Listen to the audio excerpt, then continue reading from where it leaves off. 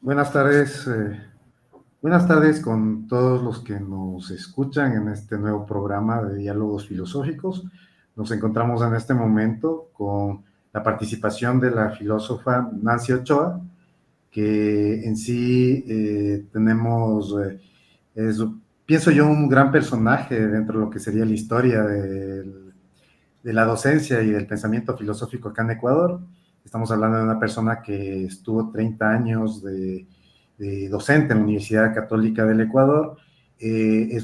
Pensaría también una representante del movimiento de la historia de las ideas, y que en cierta medida ha sido también parte de lo que ya hablaremos, parte de la historia de cómo se fue desarrollando también el pensamiento filosófico acá en Ecuador, que hasta cierto punto en la actualidad se está pretendiendo en otras universidades instituir nuevas facultades, y creo yo también existe una necesidad de formalizar de nuevo y de entender de mejor manera planteamientos nuevos desde la filosofía.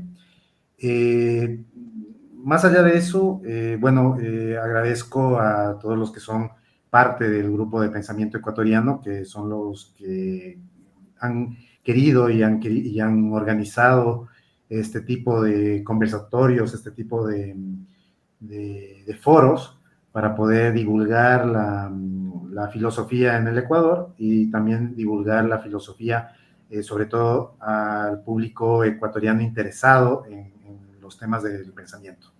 Te doy una bienvenida y gracias por tu participación, Nancy. Gracias, Jorge. Yo también agradezco al Grupo de Pensamiento Ecuatoriano por haberme invitado. Gracias por tus palabras. Creo que has hecho un resumen de lo que ha sido mi vida dentro de la filosofía aquí en Ecuador. Y también les saludo a los que nos están escuchando. Comencemos. Chévere.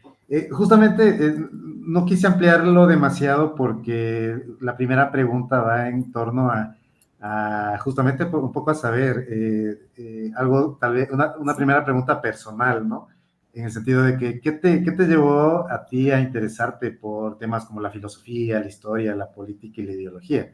Creería yo de que aquí es una pregunta muy, muy amplia, pero muy, muy interesante. ¿Qué nos podrías decir al respecto? Claro que sí. Pues bien, yo pertenezco a esa generación que vivió con mucha intensidad el año 68. Planteemos desde allí la problemática. Es decir, aquel mayo del 68, las protestas estudiantiles en el mundo, y desde luego había también aquella oposición a la guerra de Vietnam, por ejemplo. Pertenezco a esa generación. Entonces, yo pienso que en esos años surgieron lo que voy a llamar en esta conversación pensamientos renovadores y al mismo tiempo movimientos renovadores. ¿Qué tenían en común los pensamientos renovadores y los movimientos renovadores? Entre los que puedo mencionar el feminismo, también desde luego las luchas estudiantiles que surgieron en ese tiempo, cómo se reformaron las universidades gracias a ese movimiento. Pues yo pienso que tienen en común que son pensamientos libertarios. Voy a decirlo así en esta conversación.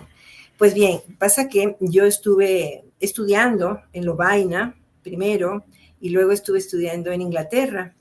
Lo importante de haber estudiado por allá en los años 70, del 72 al 78, es que hicimos grupo, los estudiantes latinoamericanos, eran las épocas en que había las dictaduras del Cono Sur, por ejemplo.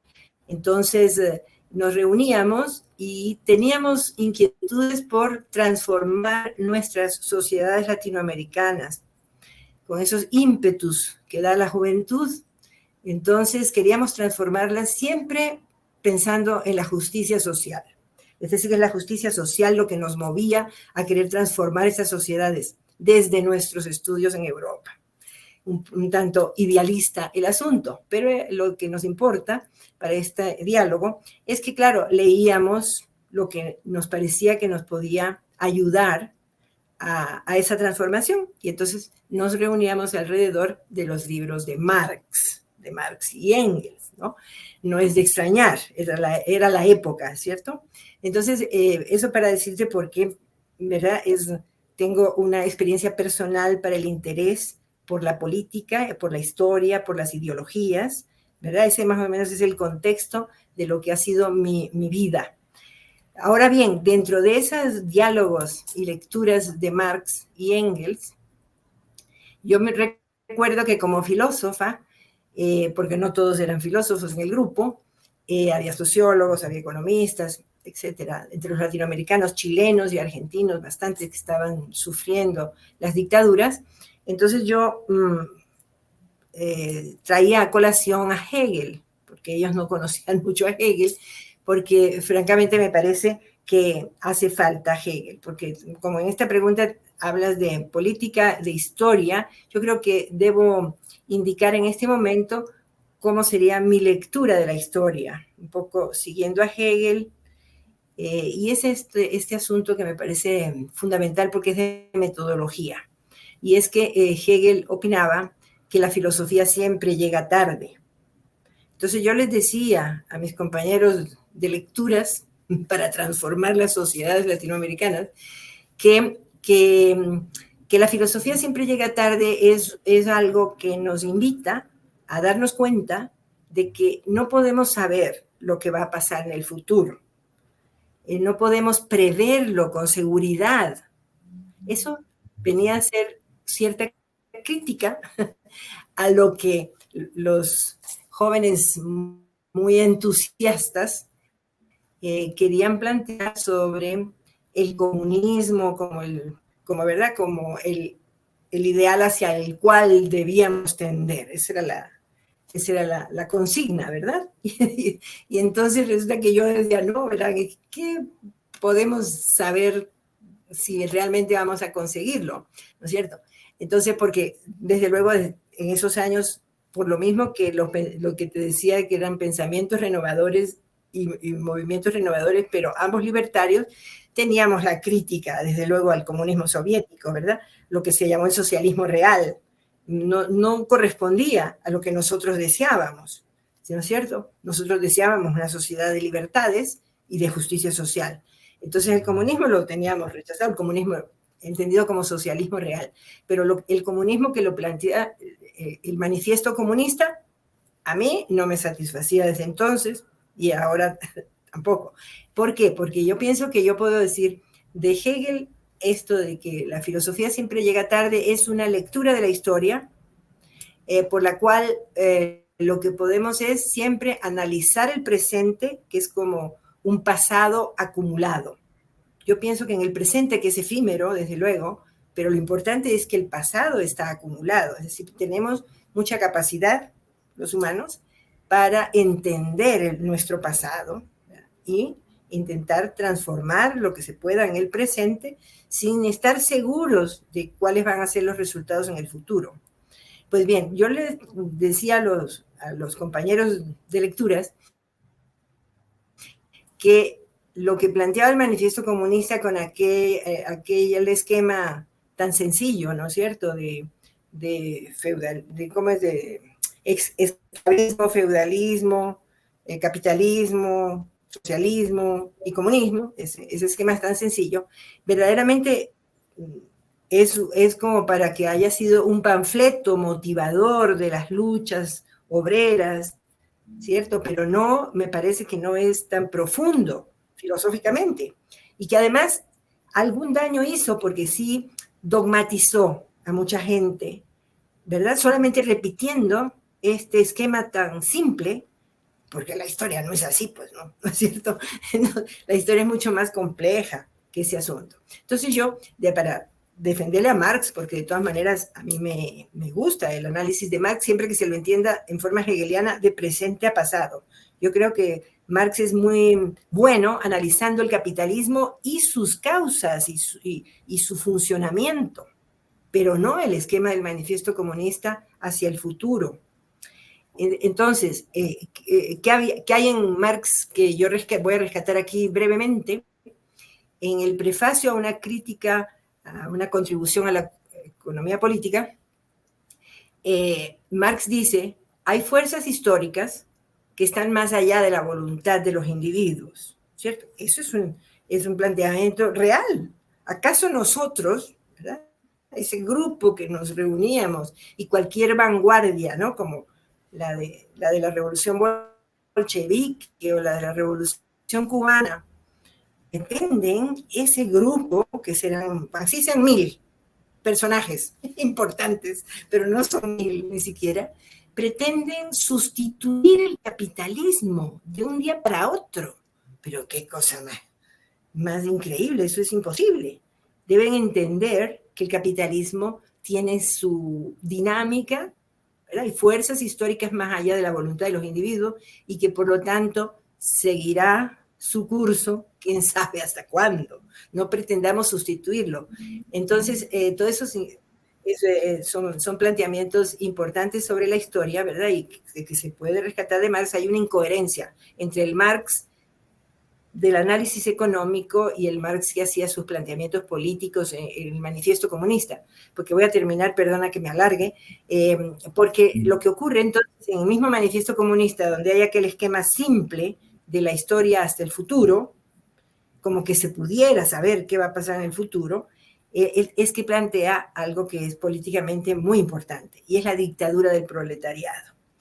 La dictadura del proletariado tampoco puede satisfacernos a los que tenemos pensamientos renovadores, movimientos renovadores, ¿verdad? Como era el feminismo, las luchas estudiantiles de los años 60, que tenían en común aquello que te acabo de decir, que eran pensamientos libertarios. La dictadura del proletariado es un régimen político autoritario, totalitario, ¿no es cierto?, que no me parece coherente con lo que soñábamos, ¿no?, los jóvenes, y con lo que en realidad se puede esperar como mejoramiento de la humanidad. Y yo diría hoy que eso se debe a un error, precisamente, ¿verdad?, filosófico, de creer que una vanguardia puede sustituir un sistema económico, político, social tan amplio como es el capitalismo. Eso es imposible. Precisamente por eso yo me acuerdo que nos planteábamos, por ejemplo, ay, pero qué cosa, ¿verdad? Que ha ocurrido la revolución en Cuba y siguen siendo tremendamente patriarcales y persiguen a los homosexuales, no sé qué, porque no habían sustituido nada.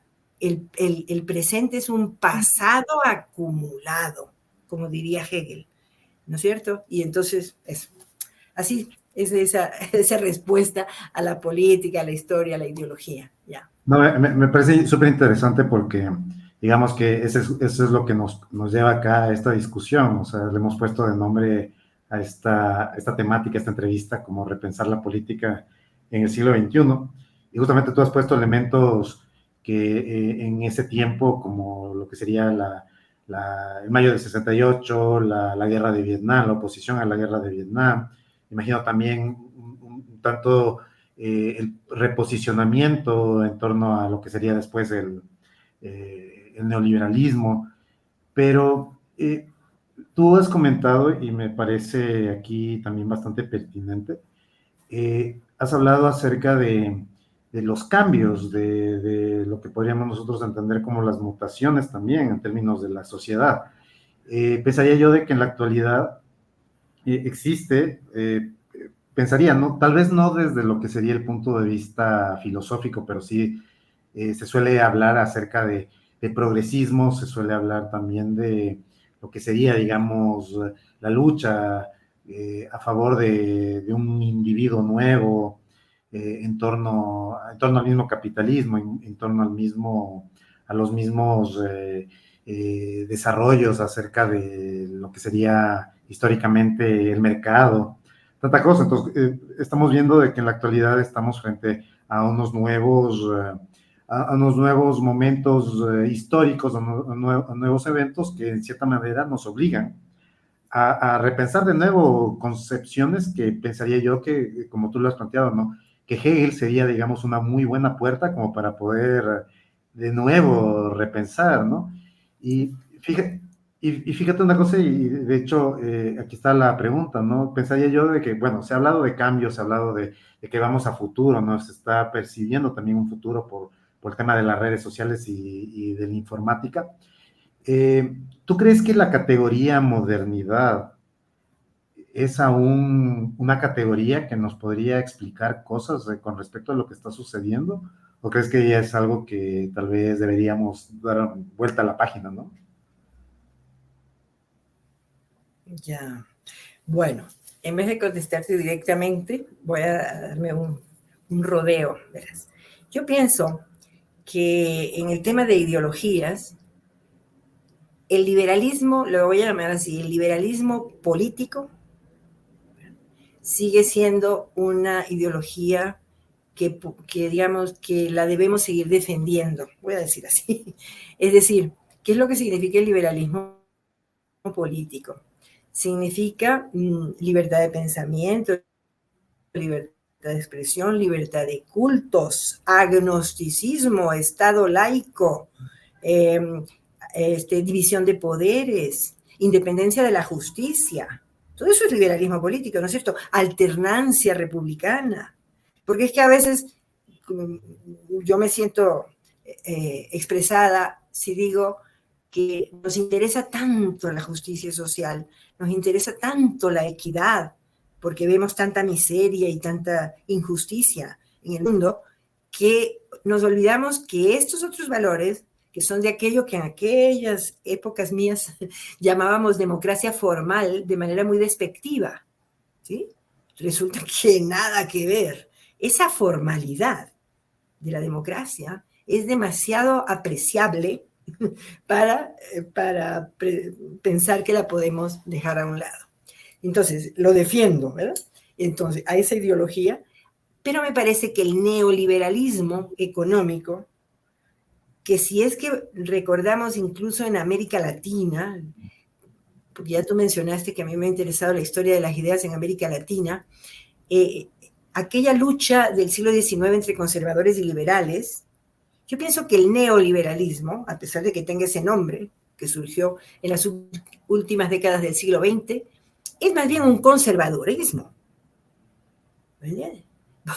¿Me entiendes? Porque lo que pasa es que lo ideal es que mantengamos los ideales del liberalismo político, pero con justicia social, ¿no es cierto? Con el deseo de cambiar las estructuras económicas y sociales en lo que podamos en este presente acumulado, ¿no es cierto? De pasado acumulado. Bueno, entonces, si yo estoy defendiendo el liberalismo político, si me parece que sigue siendo una base ideológica importante de los estados contemporáneos, significa que me parece que la modernidad no ha sido superada, ¿no? No ha sido superada porque eso es tremendamente moderno. ¿Y qué es lo que ocurre? Pues que la modernidad, sabemos pues que la han planteado los pensadores de la historiografía europea con mucho eurocentrismo, es decir, ¿verdad? Centrado siempre en el pensamiento europeo, que lo podemos ir superando cada vez que haga falta, pero que no necesita tampoco dejarse a un lado y abandonarlo, ¿verdad? Me parece pues que la modernidad, esa que empezó en el Renacimiento, ¿no es cierto?, en el siglo XVI y tal, ¿no? Y ¿verdad?, alcanza su mejor momento con la Revolución Francesa, que es precisamente el liberalismo político, ¿no es cierto? Entonces yo creo que, ¿qué es lo que estoy defendiendo si digo que defiendo la modernidad? Que cuando surgieron los movimientos postmodernos a fines del siglo XX, ¿sí?, lo que nos empezaron a plantear es como una defensa de la irracionalidad. Lo voy a decir así, para decirlo brevemente. Y a mí me parece que la modernidad, esa que comenzó con el Renacimiento europeo en el siglo XVI y que luego tiene en el siglo XVIII con la Revolución Francesa y el pensamiento liberal, su expresión en lo que hemos llamado los filósofos la ilustración, que es precisamente una defensa de la razón, ¿verdad? Por encima de lo... Y entonces la posmodernidad, ¿no? La posmodernidad se puso a defender, a mí me parece, ¿no?, lo que yo llamaría supersticiones. ¿Tú te acuerdas de New Age como una moda? ¿No es cierto? Entonces yo creo que no. Yo creo que recuerdo un profesor argentino que tuvimos aquí en Ecuador, el profesor Roy, que decía, seguimos siendo ilustrados. Es decir, somos como los filósofos en la actualidad, yo pienso que somos defensores de la racionalidad. Y entonces, en gran medida, eso está expresado en lo que hemos llamado la modernidad, porque en ella ha tenido una buena expresión, ¿verdad? En ese sentido, yo creo que lo que ocurre con la racionalidad es que es también, verás, es entonces la línea, la voy a defender, de la ciencia y de la técnica y de la tecnología, y no de los otros que lo que les gustan son los homeópatas y ¿no es cierto? Y los chamanes. Yo no estoy de acuerdo con eso, francamente te lo digo. Me parece que como defensores de la racionalidad somos defensores de la ciencia y la tecnología puesta al servicio de la humanidad es parte de lo que tenemos como proyecto de justicia social, porque por eso puede haber una medicina puesta al servicio de la humanidad, la verdad, siempre, eso también pienso yo, unido a mi defensa del liberalismo político, estados que den salud y educación gratuita a la población. Para eso, la ciencia y la tecnología, tanto en la educación como en la salud, son fundamentales para alcanzar una sociedad más equitativa. Ahí estamos con respecto a la modernidad, Jorge. No sé si he contestado.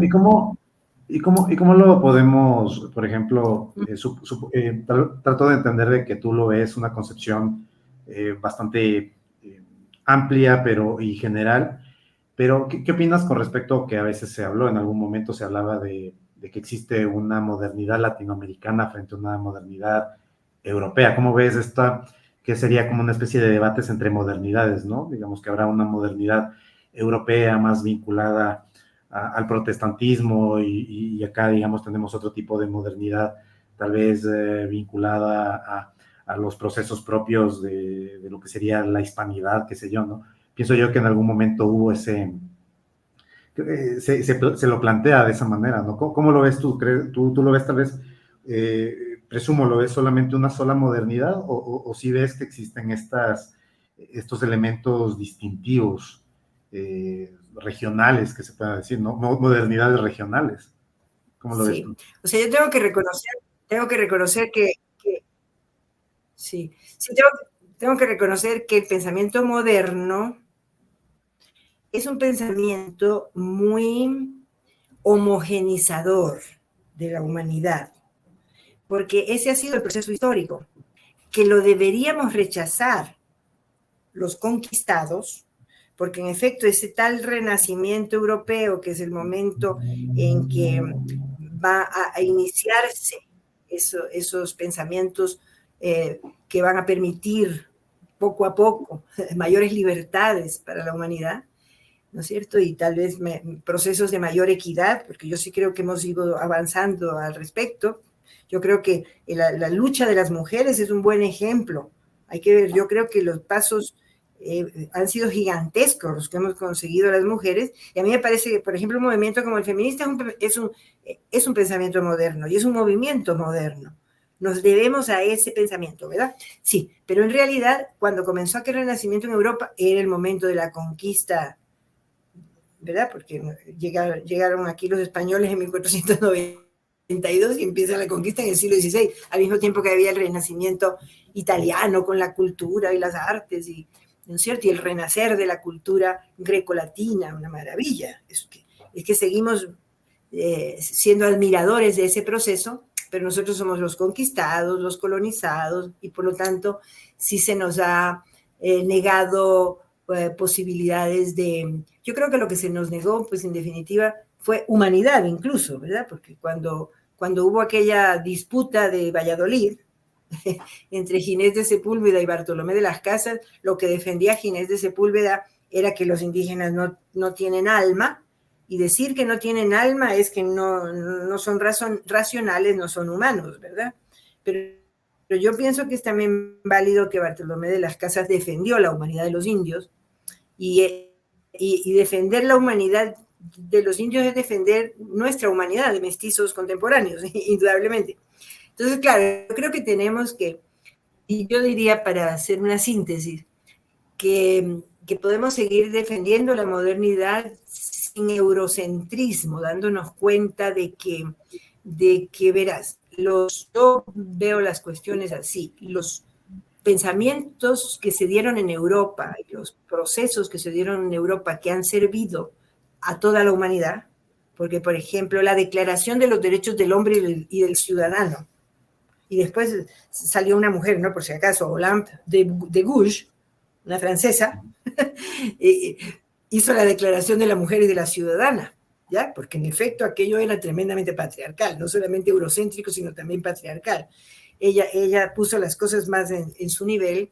Bueno, yo creo que esas cuestiones se dieron en Europa, no porque los europeos sean más inteligentes ni más importantes, sino simplemente porque ellos tenían mejores condiciones históricas.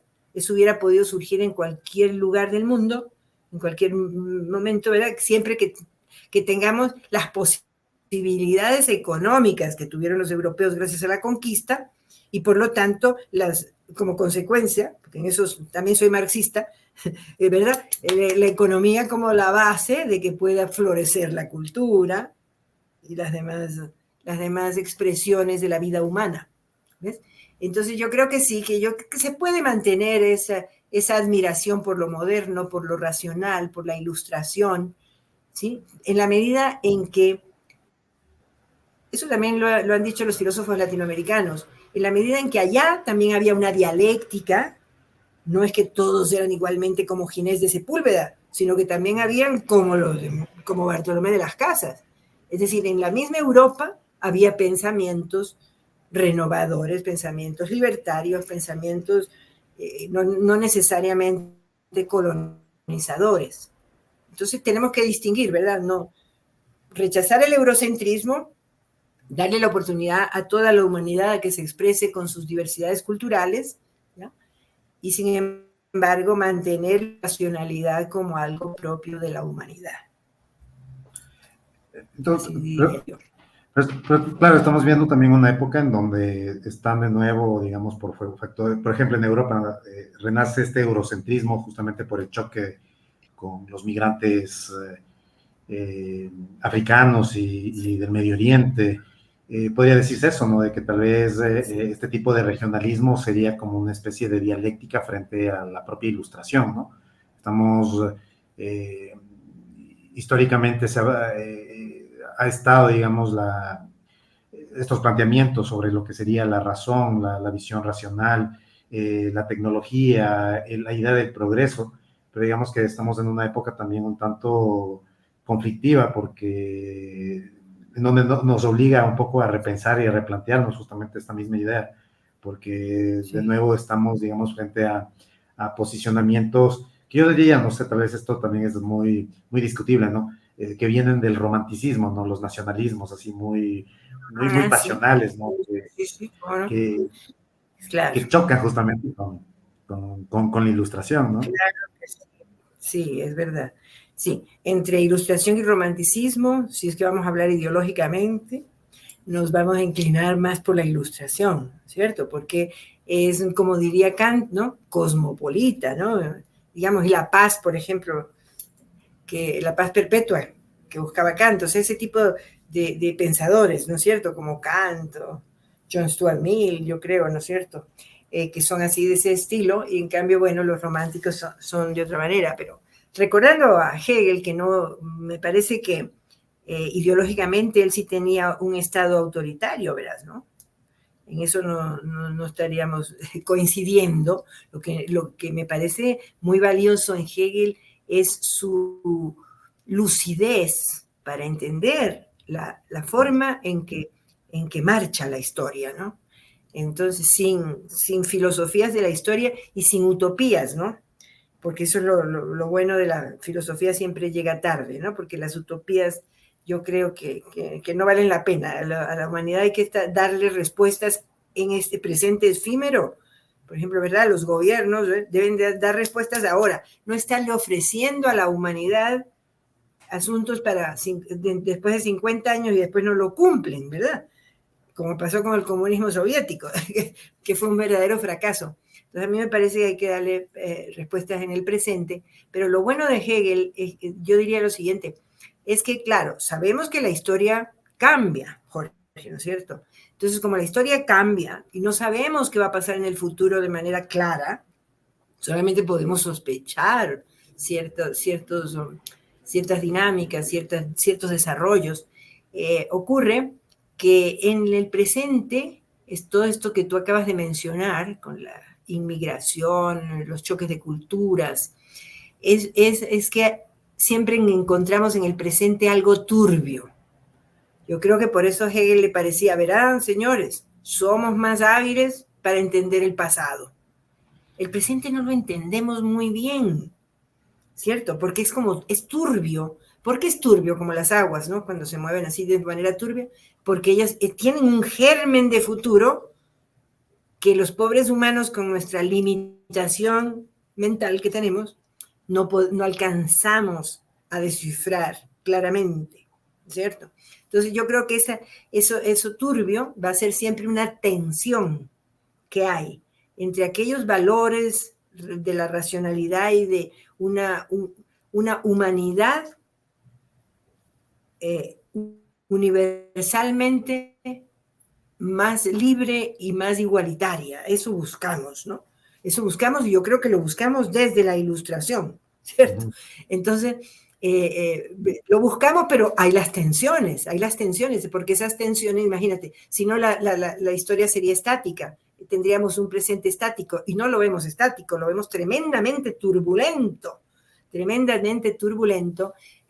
precisamente con todas estas tragedias, ¿no? Que viven, por ejemplo, los migrantes. Otro profesor que voy a mencionar, el profesor Agoglia, él decía, mientras toda la humanidad no tenga una calidad de vida adecuada, nadie la tiene, decía él, ¿no?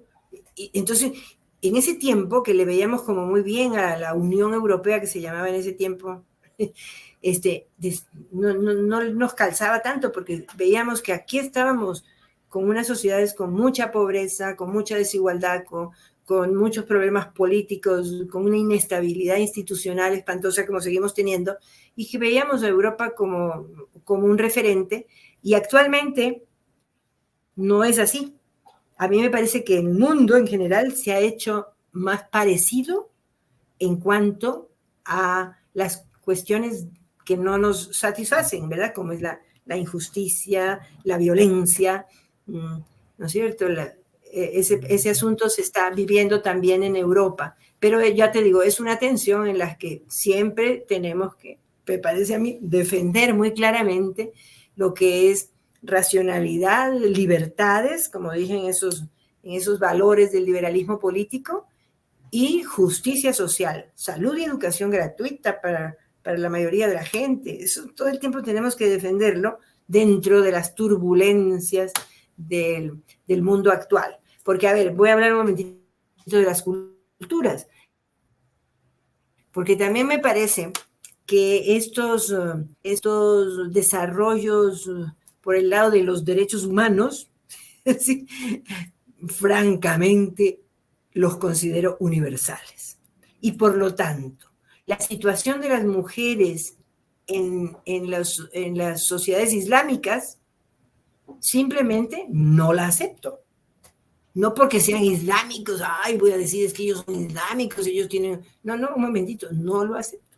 ¿Cierto? Esas mujeres también tienen derecho, las niñas tienen derecho a la escuela y a todas estas cuestiones que hemos aprendido, que lo hemos aprendido de los europeos, pero como te decía antes, no es porque los europeos son los que han pensado así, estas son reivindicaciones humanas, de todos los humanos, y se pueden mantener las culturas, pero sin faltar a los derechos humanos, por si acaso. Así de simple. Yo soy moderna, porque soy un poco mayorcita en edad. Ya. Apelando a tu modernidad, quisiera ver si es que, y un poco también recordando que en algún punto pienso que en la historia, justamente pensadores modernos como Hobbes, Locke, Rousseau, habían planteado una idea que a mí me parece interesante, que es el concepto o la categoría de contrato social, que en su contexto sirvió de mucho para poder solucionar las crisis políticas que tenían por las guerras de religión.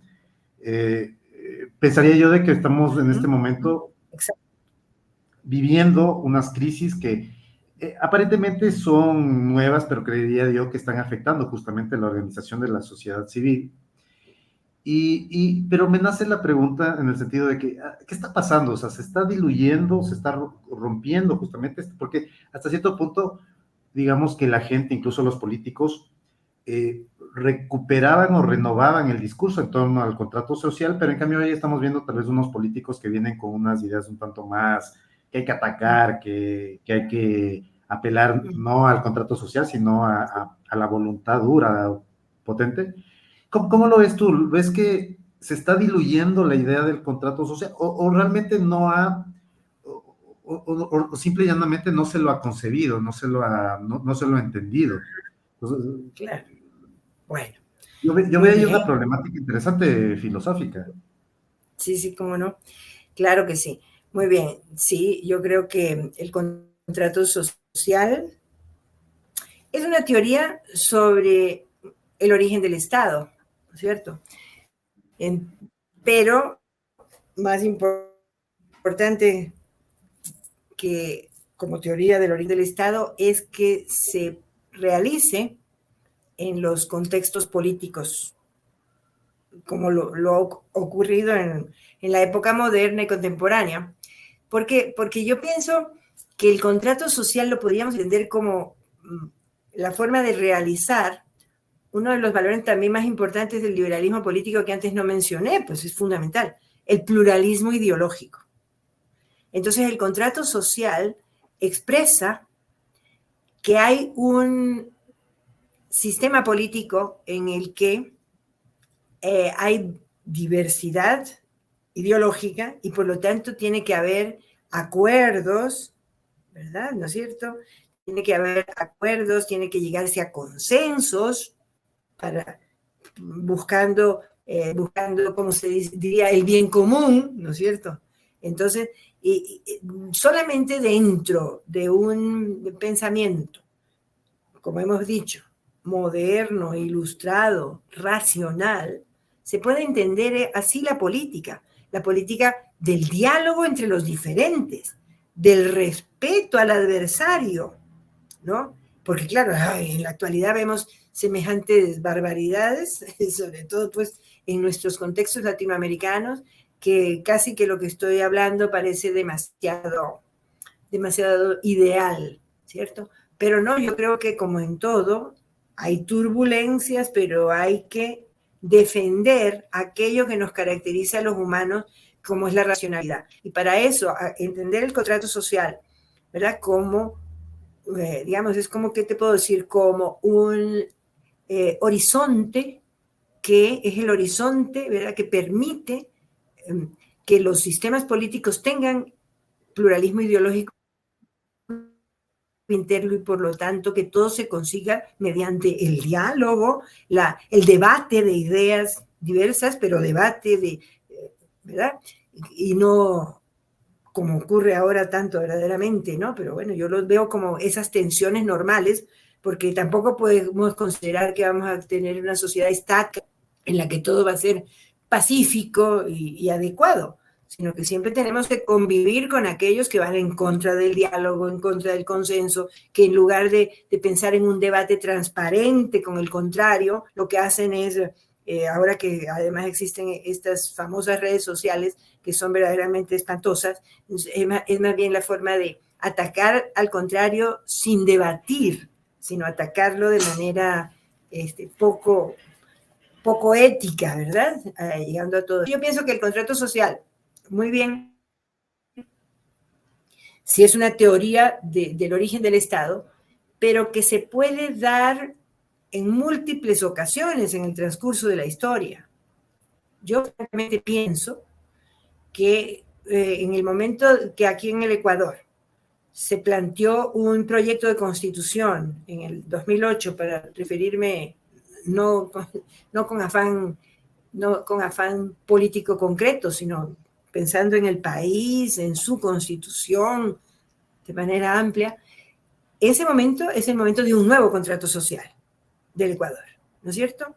Porque, es decir, algo también muy importante, siguen surgiendo cosas importantes del liberalismo político. El pluralismo ideológico lo mencioné hace un momento y ahora digo el voto, ¿no? Un individuo, un voto. A mí me parece importantísimo que algunos lo consideran poco importante, que no sé, que no sirve para nada, que sirve mi voto. No. Es muy importante, siempre defendiendo la formalidad de la democracia, aquella que nosotros despreciábamos en los años 70, ¿verdad? Pero que nos hemos dado cuenta por los golpes de la historia política que tenemos que defender. Entonces, ese es un último contrato social que se dio al Ecuador porque salió la mayoría de los ecuatorianos a votar por su constitución y ella está vigente. Tendrá muchísimos defectos y todo lo que sea, pero expresa un contrato social importante en el que se podría, yo veo bastante turbia la política ecuatoriana actual, pero se podría basar en ella, ¿verdad? El diálogo, el respeto, el consenso, incluso para reformarla, porque lógicamente no tiene por qué ser definitiva para toda la vida ni nada por el estilo, ¿sí? Pero que defendamos eso como un momento de contrato social ecuatoriano, es decir, de acuerdo entre los ciudadanos. ¿Te das cuenta? Eso me parece a mí muy importante. O sea, es defender la democracia más allá de cualquier intento de autoritarismos que existen muchísimos en la actualidad, ¿no? Sí. Eso. Así es, Jorge. En este momento quisiera apelar, había yo revisado algunos comentarios tuyos que me encontré justamente en la red, en el internet. Y tú también has dado comentarios opiniones acerca de temas pedagógicos. Quisiera más o menos pedirte que tal vez ensayes una respuesta a qué está pasando en este momento, tal vez a nivel, ¿no será que a nivel de la educación, estas ideas que tú lo comentas, modernas, liberales, no están realmente llegando justamente a los jóvenes, no están llegando a la ciudadanía? Y esto podría ser, digamos, un elemento que podría ser de falta de difusión justamente de las ideas o de estos principios, en base obviamente que también estamos viviendo una crisis muy, muy amplia, ¿no? Se entiende que estamos viendo una crisis no solamente económica, sino se habla de crisis cultural y posiblemente también estamos hablando de crisis que afecta justamente la educación. Entonces, no sé, apelando a tus comentarios pedagógicos, ¿tú verías ahí algún problema tal vez en la difusión de las ideas liberales o de estos conceptos como contrato social?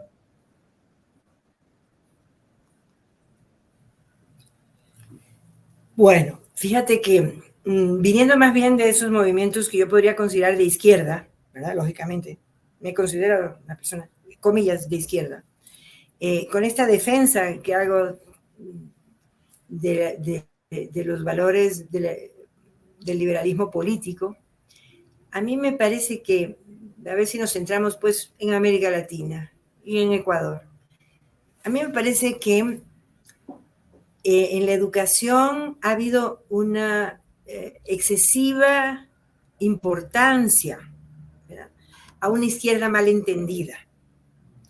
Justamente a eso que en algún momento como que intenté mostrar que existía en nuestros grupos de estudio, de cierto dogmatismo marxista que ha impedido entender al liberalismo político como unido a los mejores ideales para una sociedad más justa. Y creen que no. Creen que, si tú eres liberal, eres, comillas, de derecha y por lo tanto no quieres la justicia social ni la igualdad entre los seres humanos. Entonces, a mí me parece que tal vez en nuestra educación pública, en la que en efecto hay textos, etcétera, hay bastante influencia tal vez excesiva de un antiliberalismo. Eso es una pena porque como también se junta el problema del neoliberalismo, que es económico, entonces a las personas les suena como mal la palabra, ¿ya? Entonces empezarla a defender, empezar a producir textos que vayan haciendo entender, ¿no es cierto?, a los ciudadanos cuál es su papel dentro de un contrato social en el que los ciudadanos, como representantes de la sociedad civil, tienen mucho que aportar si queremos precisamente una sociedad que no sea autocrática, porque tenemos en efecto el riesgo de las autocracias en la actualidad, ¿no es cierto? Es decir, como yo te decía, la historia no es estática y por ejemplo en Europa han surgido, ya antes hablaste de las migraciones, y entonces como consecuencia hay mucho racismo, hay xenofobia, porque en Ecuador hay xenofobia, lamentablemente, ¿no? Dentro de nosotros mismos, los latinoamericanos, se produce xenofobia. Los humanos somos terribles. Pero bueno, son tensiones en las que siempre hay que defender los valores de la equidad y de la justicia. Entonces en Europa surgen esos movimientos de derecha radical que van en contra de esos contratos sociales democráticos, ¿verdad? Eso es lo terrible, porque ellos tuvieron sus baches, ¿no? Que fueron precisamente el nazismo, el fascismo, ¿ya? Pero ellos han salido adelante y yo creo que tienen unas institucionalidades bastante respetables, mejores que las nuestras son demasiado volátiles, ¿no? Es tremendo. Bueno, pero esos movimientos allá, y por ejemplo un personaje como ha surgido en Estados Unidos, un personaje, claro que es casi inmencionable para mi manera de ver, como es Donald Trump, ¿no es cierto? Entonces ellos son muestra de esas tensiones contra la racionalidad de una democracia liberal que busque de todas maneras la igualdad, la equidad, ¿no es cierto?, la justicia social. Entonces, pero yo te quería decir lo siguiente, es que tampoco podemos esperar que la humanidad se vuelva democrática, así. ¿Qué te parece?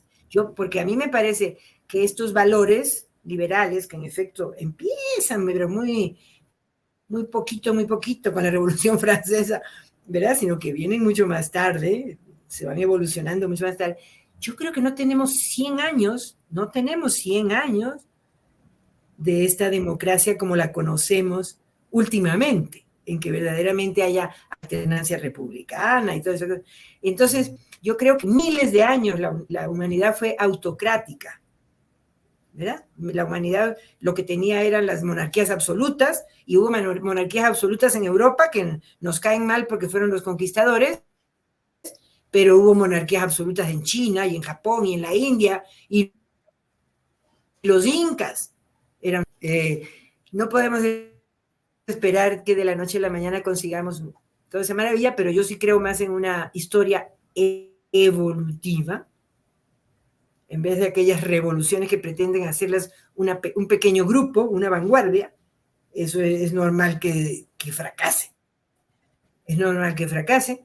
Y entonces yo creo eso, que tenemos estas tensiones, pero que, bueno, y entonces siguiendo aquí en América Latina, ponte a ver aquí en Ecuador, realmente hubo los caudillos militares, ¿cierto?, de la independencia, ¿verdad?, siguiendo en la línea autocrática de la humanidad. Porque estos señores eran autocráticos.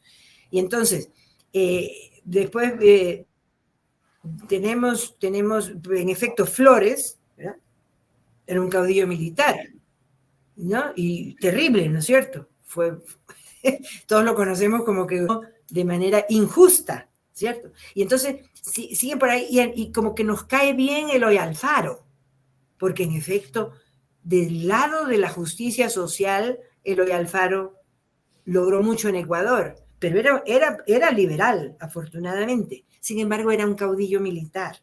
Yo creo que ya eso no nos satisface en la actualidad, ¿verdad? Y hubo un caudillo terrible del conservadurismo que fue García Moreno. No era militar, pero era un tremendo caudillo. Entonces, podemos hablar de qué pasa en América Latina en la actualidad. Yo pensaría que lamentablemente, porque ya he mencionado a Trump, por ejemplo, en lo que podríamos llamar izquierda y lo que podríamos llamar derecha, hay unos caudillos autocráticos, sigue habiéndolos. No necesariamente militares, pero civiles, porque yo pienso que son, bueno, yo creo que hay que mencionarlo para que se entienda un poco lo que es la defensa de la democracia en América Latina. Me parece que Hugo Chávez, ¿sí?, muestra un quiebre en la democracia de América Latina porque surgen estos regímenes híbridos, como va a haber, pues es el caso de Putin o de Azerbaiyán. ¿Cómo se llama? No, ya dije mal. ¿Cómo que llama el gobernante de Turquía? Erdogan. ¿De Turquía? Bueno, Erdogan. se nos pasa, ¿no?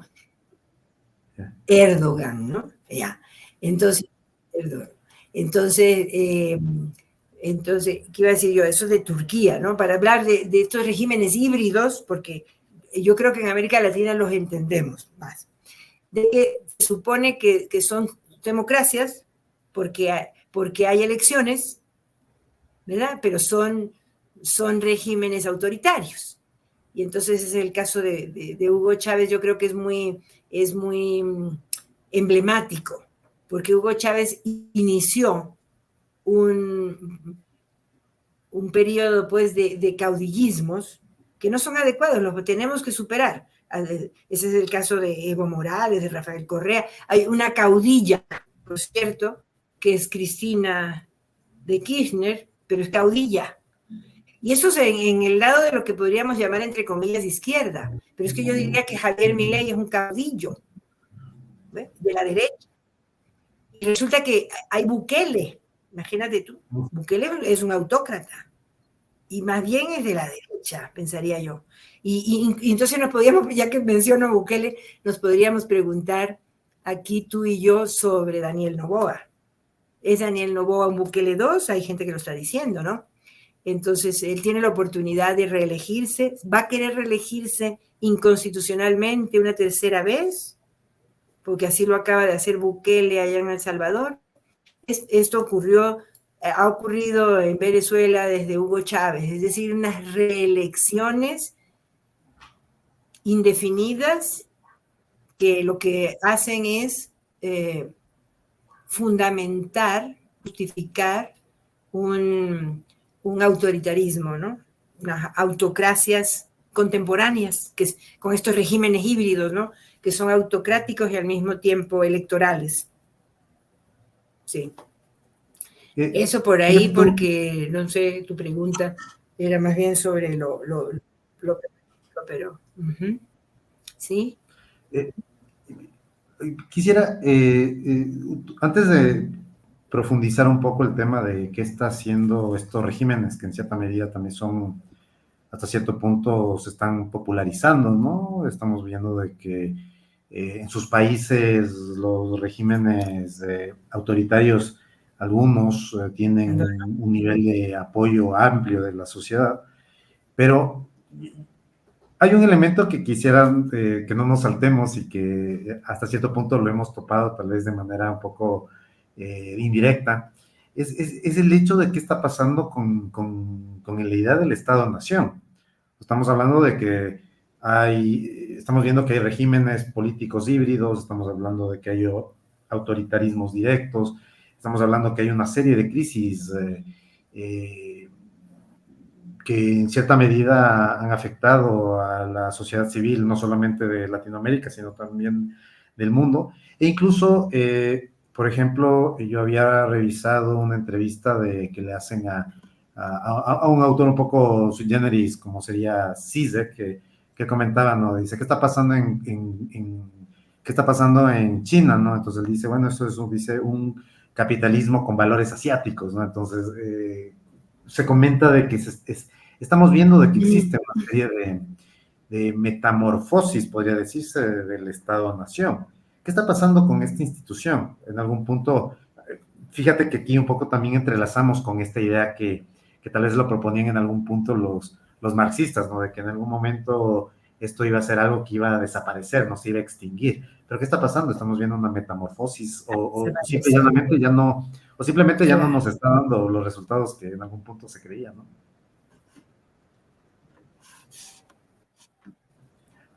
Sí, cómo lo ves? gracias, Jorge. Pues fíjate, yo pensaría que esto de ¿va a desaparecer el Estado? Contesto, no sé, ¿verdad?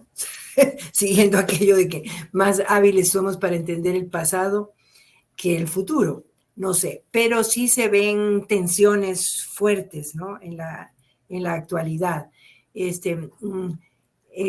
caso de China, ¿verdad? Ya que lo mencionaste.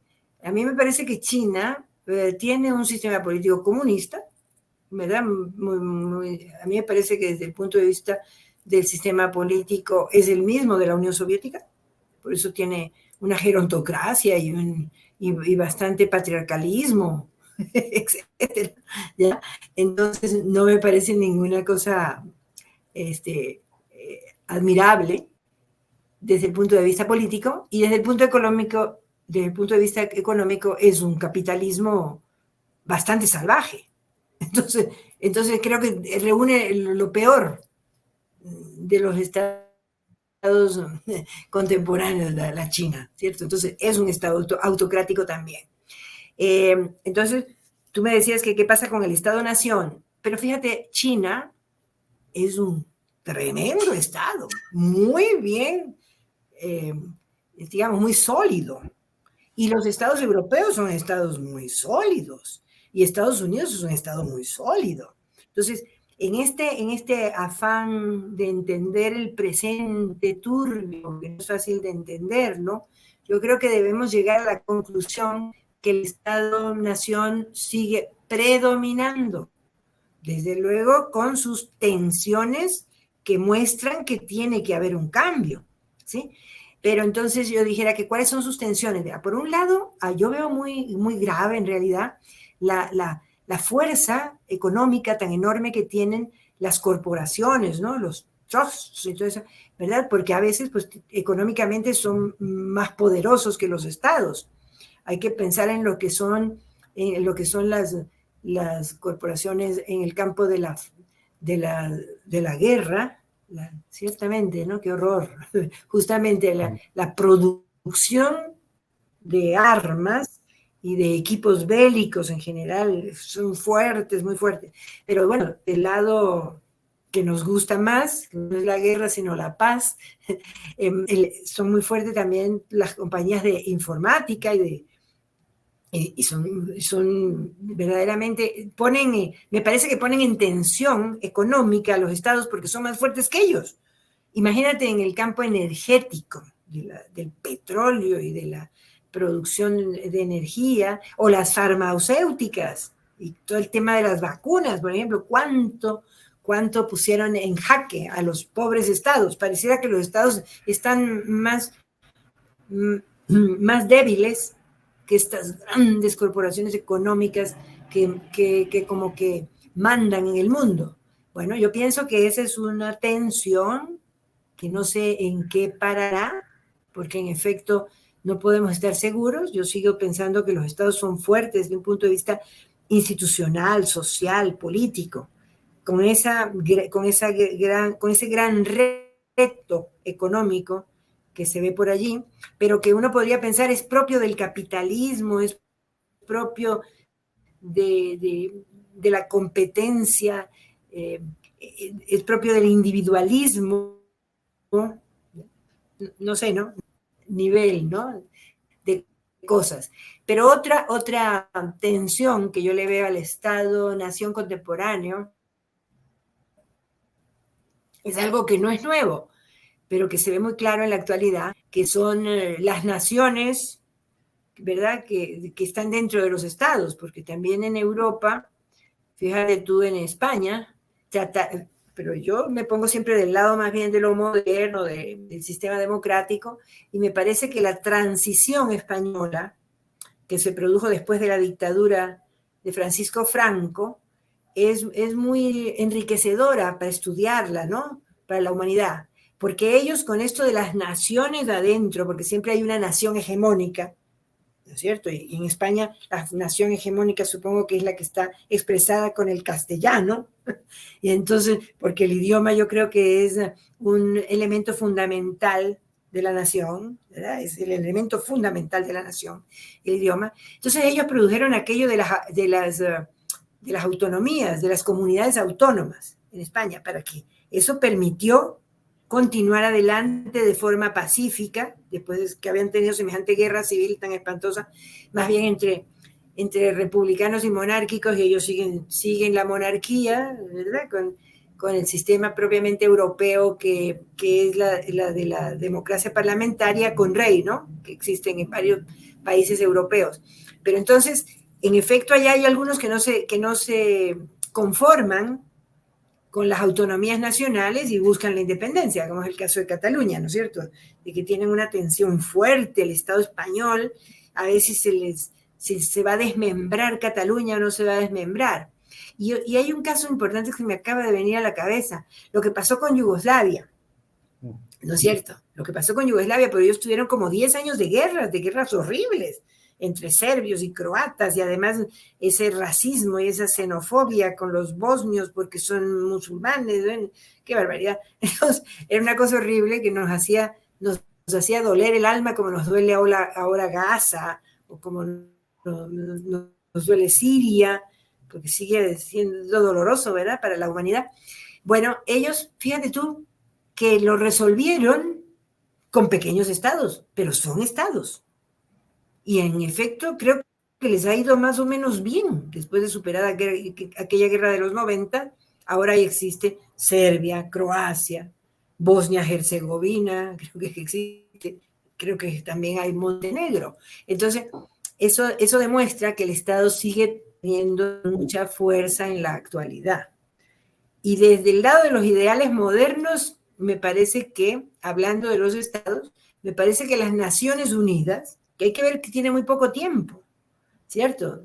Después de la Segunda Guerra Mundial, imagínate, o sea, que no tiene todavía un siglo, ni mucho menos, o sea, tiene avances muy importantes, en la medida en que va a ser una humanidad con estados nacionales en los que se solucionen estas controversias y la humanidad pueda tener una paz perpetua como quería Kant, ¿ya? Porque desde luego si hay estados, los estados generalmente los hemos conocido como precisamente porque son fronteras, ¿no? Han sido siempre los que han producido las guerras. Eso también es verdad, es propio de la modernidad, ¿no? Las guerras. Pero no es cierto que la humanidad no haya tenido guerras siempre, toda la vida, ¿no? Toda la vida ha tenido guerras, así como te digo yo que siempre ha tenido autocracias, pero una cosa así a mí me parece desde el punto de vista de los ideales de la humanidad, que las Naciones Unidas representa algo importante, definitivamente, ¿cierto? Bueno, eso. Esto quería decir, yo le veo al Estado-Nación contemporáneo esas dos tensiones importantes, ¿no? Las transnacionales y las naciones adentro de los estados. O bueno, hay naciones sin estado, como los palestinos, o como los kurdos que tienen su nación dividida en varios estados. Entonces, el tema nacional, bueno, y en América Latina habría que mencionar, eso es muy importante, es que se nos olvida hablar de nuestra América Latina. Fíjate tú que yo creo que las nacionalidades indígenas son una tensión para los estados latinoamericanos, ¿no es cierto? Son una tensión. Pensemos en el Ecuador, que ellos se hayan puesto Confederación de Nacionalidades Indígenas del Ecuador, eso es una tensión para la nacionalidad ecuatoriana, que siempre ha sido, como quien dice, la nación mestiza, porque es que hay una nación hegemónica, ¿ya? Entonces yo creo que aquí en Ecuador pues hay la nación quichua, la nación shuar, porque siempre tiene que ver con los idiomas, así como hay la nación aymara en Bolivia. Entonces esa es una tensión para los estados latinoamericanos, con ese modelo moderno europeo que definitivamente tendrá que ir cambiando, ¿ve? Pero yo pienso que de forma evolutiva y ojalá manteniendo los ideales de los cuales hemos hablado aquí, ¿no es cierto?, de las libertades y de la justicia social.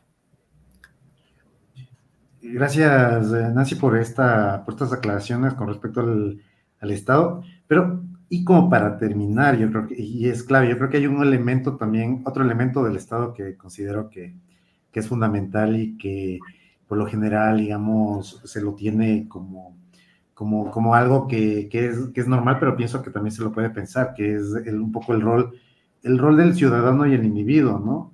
¿En qué sentido te lo digo? Porque justamente tú has planteado, y esto lo digo en base a lo que tú has dicho, ¿no? O sea, hay una necesidad de que existe el orden, ¿no? O sea, el orden que da el Estado. Pero otro lado también lo planteamos, y esto es lo que tú lo hablaste desde un inicio, ¿no? La libertad del individuo. Yo creo que aquí como que volvemos un poco a este debate clásico acerca del qué tan libre es el individuo frente a la situación de su organización. Fíjate tú de que, digamos que uno de los elementos fundadores de la modernidad era justamente hablar, discutir acerca de cuáles son los límites o cuáles son las posibilidades de libertad del individuo, pero estamos frente a una época que, digamos que se le ha planteado tan peligrosa, tan difícil, que posiblemente la gente está optando más por líneas de control que de liberación o que de autonomía, como tú lo has planteado. ¿Cómo lo podríamos ver hoy, no? Porque consideraría que eso está en este momento siendo Sí, muy duro, específicamente para el individuo. sí. Bueno, yo pienso que la racionalidad a la que nos hemos referido en esta conversación implica normatividad, ¿no es cierto? O sea, eso es lo que caracteriza a la racionalidad. O sea, el humano es de por sí un animal normativo, porque el lenguaje nos obliga a ser normativos. ¿Ya? Fíjate que las personas, aunque no tengan educación, puede ser que sean analfabetos, están obligados a hablar racionalmente, porque si no, no se les entendería, y si se les entiende, aunque el señor sea analfabeto, ¿cierto? Entonces es porque hay una normativa lingüística que a mí me parece que es la normativa fundamental de la humanidad. Pero eso nos ha llevado a que por eso, porque yo creo que somos animales sociales también y animales políticos, como diría Aristóteles, porque esa normatividad del lenguaje nos lleva a la comunicación, ¿no es cierto? Y entonces los humanos somos animales sociales porque nos comunicamos en forma normada. Eso para darte unas ideas. Entonces, cuando hablamos de las libertades para no hablar de forma muy amplia, nos hemos tratado de ceñir aquí al liberalismo político, para que se nos entienda mejor. Entonces, cuando hablamos de esas libertades, la libertad de pensamiento, de expresión, de prensa, ¿sí? El derecho a la privacidad de los individuos, ¿no? Porque eso se nos está olvidando, ¿no es cierto? Yo creo que mal que bien eso se mantiene. Para allanar el domicilio de un individuo se requiere una orden judicial. ¿Vale? Entonces, por favor, a mí no se me mete aquí un policía porque no me da la gana, ¿vale? Y entonces, eso está bueno. A pesar de que estamos en estas democracias tan fallidas como son las nuestras en América Latina, estas cositas importantes del liberalismo, mal que bien se mantienen, ¿no? Entonces yo, para hablar de un aspecto como es la privacidad del domicilio, entonces yo creo pues que en realidad el individuo tiene muchísimos desafíos, muchísimos riesgos, pero en la medida en que entendamos que no se trata de anarquía, que también ha sido un ideal humano muy valioso, en realidad, ¿no es cierto? Yo lo encuentro más valioso, el ideal anárquico, que el ideal totalitario, ¿no? Y pensar que hay gente totalitaria que les gusta eso.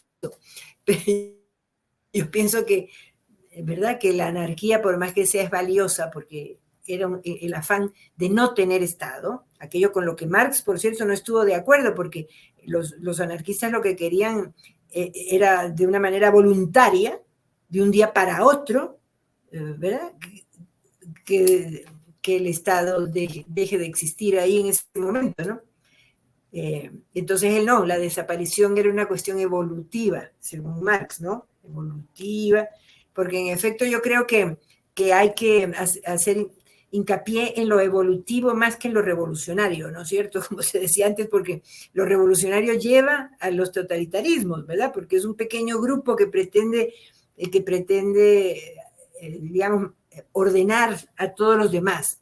Nosotros estamos de acuerdo en que el individuo tiene que existir dentro de un orden social, dentro de un orden político, ¿verdad? Porque así somos los humanos, porque desde el lenguaje que somos normados, vivimos dentro de los órdenes, pero es que lo que ocurre, eso también es algo importante, Jorge, y es que para poder tener libertad de expresión, libertad de prensa, se necesitan normas que te lo garanticen. ¿Me entiendes? Entonces ahí está el tema. Entonces necesitamos que dentro de un Estado exista constitución y leyes que nos garanticen, que nos den las garantías individuales. Las garantías individuales nos las tienen que dar las normas. Precisamente si no existieran las normas, el individuo está más indefenso. ¿Te das cuenta? Son las normas las que le dan al individuo sus posibilidades de mantenerse a pesar de los desafíos y los riesgos, que tienes razón que son muchos en la actualidad.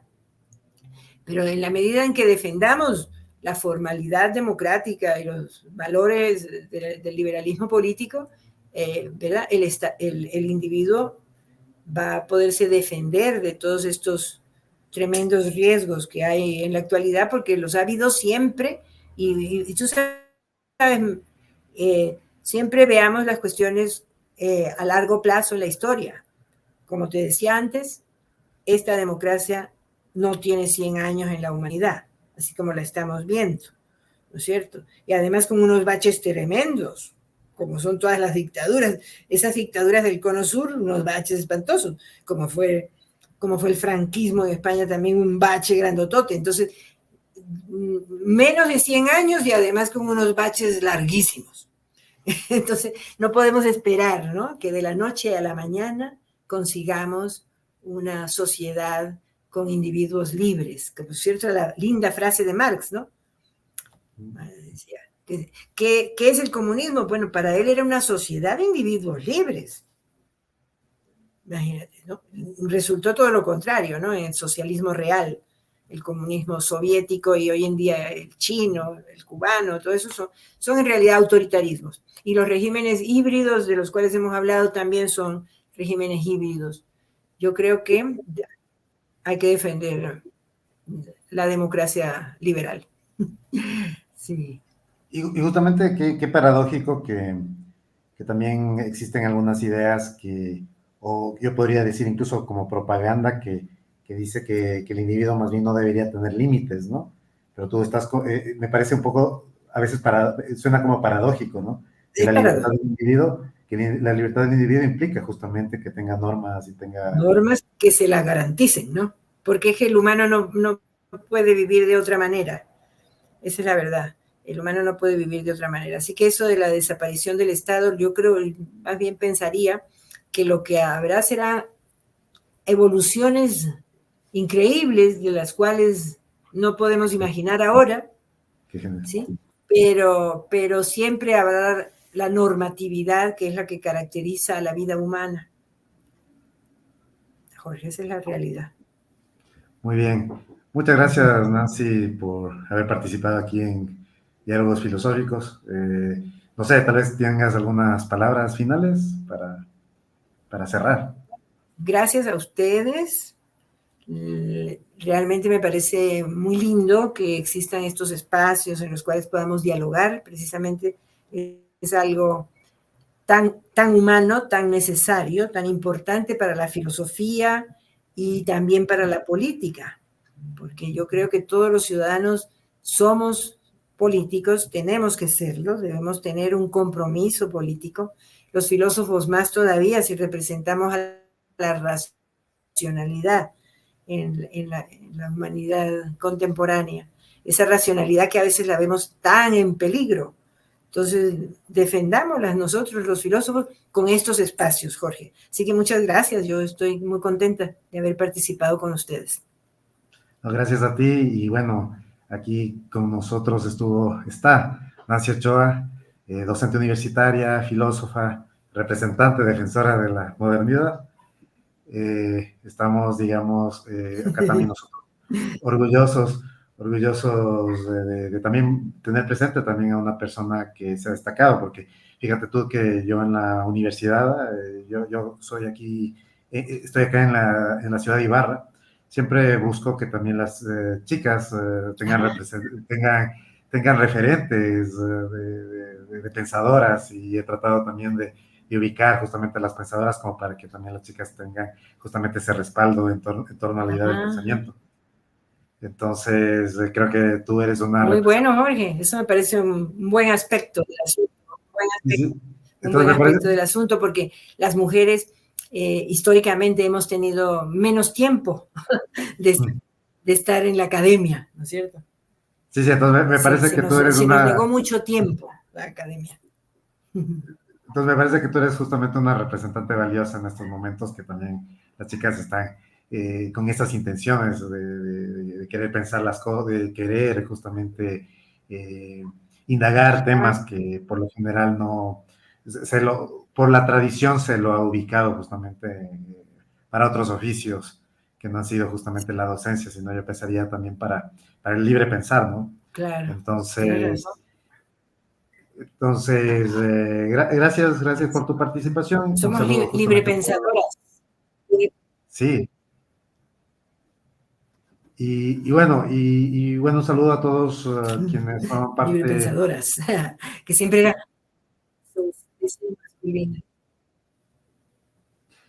un saludo a todos los que hacemos diálogos filosóficos, a todos los que nos escuchan, a todos los que nos ven, y para la próxima. Un saludo, soy Jorge Torres, y hasta la próxima.